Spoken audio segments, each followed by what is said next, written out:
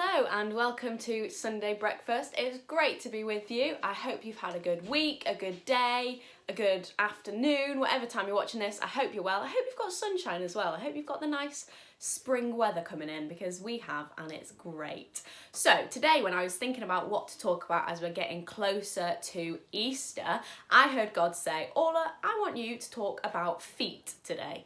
Now, I hate feet. They just make me feel uncomfortable. I just don't like the idea of feet. I hate people touching my feet when my sisters try and tickle them. No, I'm just not here for it. So the idea of talking about feet honestly doesn't excite me that much. So I thought in order to get us a little bit more excited about talking about feet, I'm going to share with you some good old feet facts. So, did you know that the bones in our feet make up about a quarter of the bones in our entire bodies? How cool is that? Also, your feet have 250,000 sweat glands, which produce up to half a pint of sweat each day. Delightful, I know.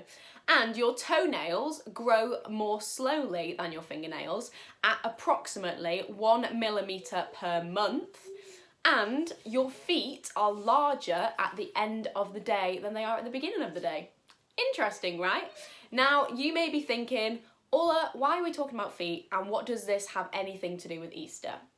Well, let me tell you.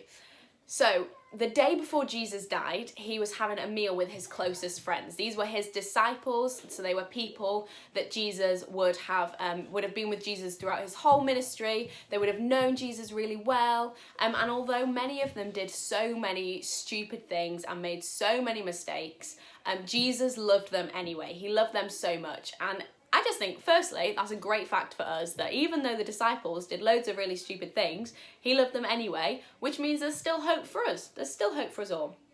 So let me set the scene for you. They were having a lovely meal, and Jesus, their rabbi, their teacher, and the most important person in the room, got down from the table. He wrapped a towel around himself, and he got a bowl of water, and then he washed the feet of his disciples. How mad.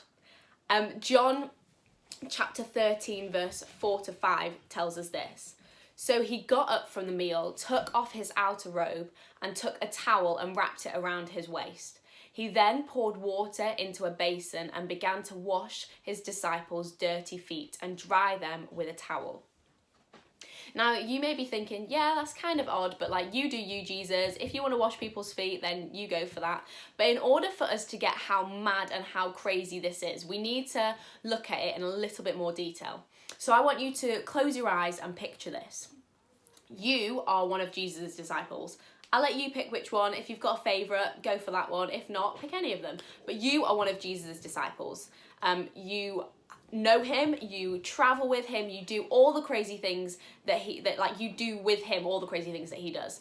And so you're going about your normal everyday life with Jesus, wearing the same thing that you wear, and unfortunately that was not your Air Force and your favourite jeans. It was a very stylish tunic with some top of the range, probably not, sandals. So you look stylish, you're looking great, you're one of Jesus' disciples, and now cars hadn't been invented in this day, so you pretty much walked everywhere on really dusty paths. It would have been the same paths that the donkeys and the cows and everything else would have gone down this path as well, so you'd be walking down these same paths. And also, toilets hadn't yet been invented either. So I'm going to let you do the maths on that one. You can work out what I mean by that, but not nice, not great. And unfortunately, your sandals don't quite keep the dirt off as your top of the range Air Force, Converse, whatever you want to wear. So by the end of the day, your feet were pretty gross. And then adding on top of that was the sweat from all 250,000 sweat glands that your feet have. So, feet were gross, basically. Feet were disgusting. And so what would normally happen is if you were going to someone's house, if you were going to be a guest at someone's house, what would happen is before the meal, the lowest slave would come and wash the feet of those who were attending. Now, it wasn't just any slave, it was the lowest slave. And yet Jesus who was their teacher. He was a good friend of theirs. He was God in human form. Like, let's not forget that Jesus was fully God in human form. So God then got down from the table. He put on an apron, in one version it says, or a towel, and he washed the feet of those he was with. Jesus washed the dirty, grottiness off of his disciples' feet with his bare hands. Like, he got a bowl of water and he like washed their feet with his hands. And then not only did he do that, but then he dried their feet using the towel that was wrapped around him. Like, it was so completely crazy that Jesus decided to do this. And you may be being like, yeah, okay, that makes a little bit more sense as to why it's so mad and crazy. But, you know, people don't really wash feet of everybody else now, so it doesn't really matter. It's a great story, but I don't really see how it counts. But I want you to picture and I want you to imagine that all of the dirt, all of the wrongdoings, all of the times you've messed up, all the times you've said something that maybe you shouldn't have said, or you've done something you said you weren't going to do, or whatever it is, all the times you've sinned, that is like the dirt on the disciples' feet. That is like your equivalent of the dirt on the disciples' feet. It might be dirt that you've carried for a long, long time. It might be dirt that you picked up yesterday or this morning or whenever. Like, it's still dirt. It's still all the same. So I just want you to take a second to think about what dirt you're carrying with you. Now, maybe your dirt isn't even something that you did. Maybe it's something that you think about yourself. Maybe you believe that you are not worthy of having friendships or from having love from your family, or maybe it's that every single time you look in the mirror, you hate what you see and you say the worst things about yourself that you would never say to anybody else. Maybe it's that you just have no sense of how much you are worth, how great you are. Maybe that's your dirt, and that's dirt all the same. That's stuff that we are carrying, that we are taking with us. Our dirt can be the shame and the guilt that we feel, or it could just be the little things that we do that we know God won't like, and that he's not pleased with. Now, once you've thought about that, once you've got in your brain, in your mind, all of the dirt that you're carrying, now just think about what Jesus did.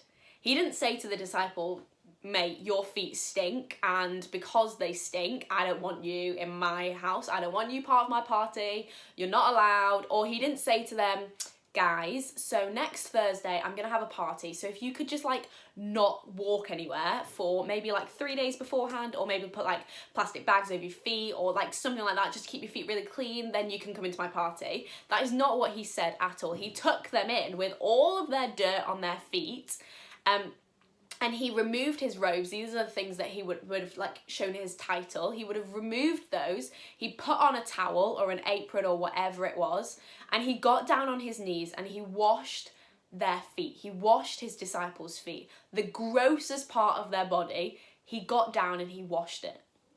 And then a day later, Jesus did something even greater. He then died on a cross, not only to clean the dirt off the feet, but also to clean the dirt out of our hearts as well. He went the next step. Like, him washing the disciples' feet was like, wow, that's crazy. Like, thank you, Jesus, for washing my feet. And then he goes a step further and he does what we would have seen as the impossible, because he loves us that much and because that's how much he cares for us. Jesus isn't afraid of your mess or your dirt or your brokenness. He just wants to clean you. He just wants to wash it away, and he wants to make you clean again. In Philippians chapter 2, verse 8, it says, he, Jesus, humbled himself in obedience to God and dies a criminal's death on a cross. Jesus humbled himself to live the life of a servant, to do the job of a servant, so that all of the dirt that the disciples had been carrying throughout their journey, that was washed off and taken away from them. And the great thing is that he does the same for you. Like, yeah, he doesn't actually wash our feet, but he takes away that dirt that we've been carrying, and he frees us from that. And he gets down on his hands and knees, and he cleans us and he makes us clean again.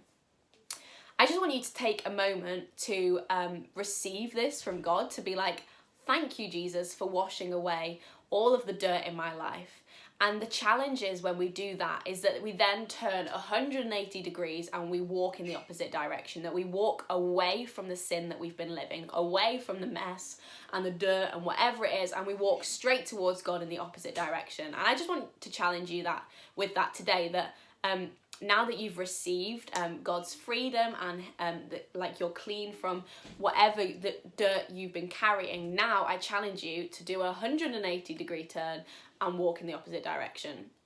And not only does Jesus wash our feet, but he also encourages us to do the same.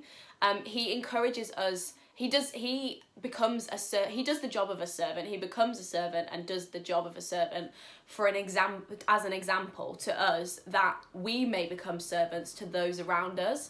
So this could include something like forgiving someone who needs forgiving, or helping around the house a little bit more, or washing the feet of the people in your family if you really want to. Whatever it is, God challenges you to take the role of a servant, to love those around you in radical, crazy ways, the same way that he loves you. So I challenge you today, firstly, receive God's love, receive his freedom, receive him washing away your sin and your guilt and your shame and whatever it is that you're carrying. Receive him washing your feet, whether that's like literally, I don't know, or whatever, but receive that from him today. Take some time thanking God for all that he's done. And then I challenge you, what are you going to do to become a servant for other people? Maybe pick one thing that you're going to take up this week in Lent. Maybe that could be your Lent challenge for the week. That, you know, every single day this week I'm going to help around the house. Or every single day this week I'm going to make sure that I say something positive to one of my friends. Or whatever it is that means that you are serving other people, because that is what Jesus calls us to. I hope you have a great rest of your day. I hope you have a good week ahead. We're praying for you. We're rooting for you. For those who've just gone back to school, I hope it's going well, and we are praying for that as well. And I will see you next time. Bye.